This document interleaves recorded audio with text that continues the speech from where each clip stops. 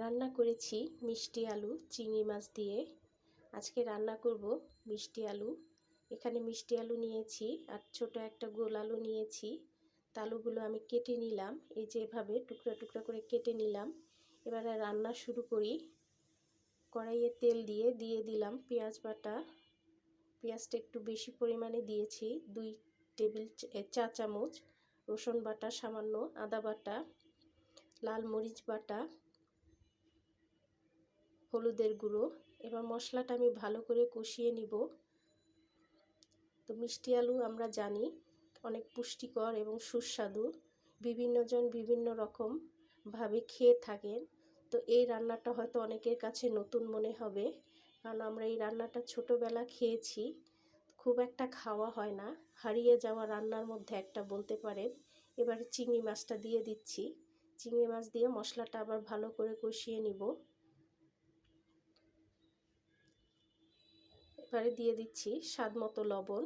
লবণ দিয়ে আবারও ভালো করে নেড়ে দিব। যা বলছিলাম, এই রান্নাটা হারিয়ে যাওয়া রান্নার মধ্যে একটা। আমাদের এলাকায় যারা থাকেন বা আমাদের বয়সী আছেন তারা খেয়েছেন, জানবেন। কিন্তু এখনকার প্রজন্মের মানুষ নিত্য নতুন রান্না বা আধুনিক রান্নার ভিড়ে এইসব রান্নাগুলো খুব একটা খাওয়া হয় না। আর মানুষ এখন খুব শর্টকাট রান্নাটা চিন্তা করে, ঝামেলাদায়ক রান্নায় যেতে চায় না। তো মশলাটা ভালো মতো কষানো হয়ে গিয়েছে। এবারে আমি আলু দিয়ে দিচ্ছি। আলু দিয়ে আবারও ভালো করে কষিয়ে নিব।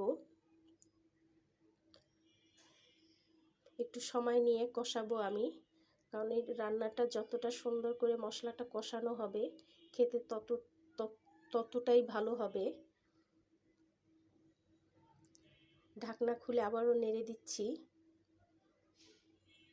বেশি শুকনা হয়ে গিয়েছে, সেজন্য সামান্য একটু পানি দিয়ে আবারও কষিয়ে নিচ্ছি। ঢেকে দিলাম কিছুক্ষণের জন্য। কিছুক্ষণ পরে ঢাকনা খুলে আবারও নেড়ে দিব।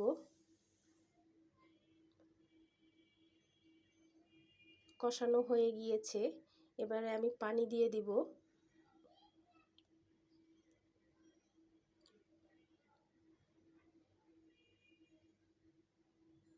এবারে পানি দিয়ে দিচ্ছি। আমি রান্নাতে সবসময় গরম পানি ব্যবহার করি, এতে রান্নার স্বাদ ভালো হয়। আপনারাও চেষ্টা করবেন রান্নাতে গরম পানি ব্যবহার করতে। এবার ঢেকে দিব। কিছুক্ষণ পরে ঢাকনা খুলে নেড়ে দিব। ঢাকনা খুলে আবারও নেড়ে দিচ্ছি। এবার দিয়ে দিলাম ভিনেগার। এই ভিনেগার দেওয়ার কারণে স্বাদটা আরও ভালো হবে। আপনারা চাইলে নাও দিতে পারেন, শুধু এভাবে রান্না করতে পারেন। তো আমাদের কাছে ভিনেগার দিয়ে রান্না করলে বেশ ভালো লাগে। পানিটা শুকিয়ে যাওয়া পর্যন্ত অপেক্ষা করব। পানি শুকিয়ে গিয়েছে, এবার নামিয়ে নিব। তো আজকের রান্নার রেসিপিটি আপনাদের কাছে কেমন লেগেছে, যেহেতু একটা আনকমন রান্না দেখালাম। যদি ভিডিওটি ভালো লেগে থাকে অবশ্যই শেয়ার করে দিবেন। ধন্যবাদ সবাইকে।